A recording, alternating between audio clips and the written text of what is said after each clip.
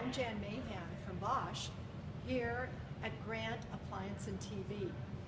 I want to talk about something called condensation dry with plastics. You know, it's hard to get plastics dry in any dishwasher, but families use a lot of plastic. And so I thought I'd go over a couple of tips that I have found very helpful. The first is we always recommend using auto cycle with the sanitize option. Then it's very important to use rinse aid.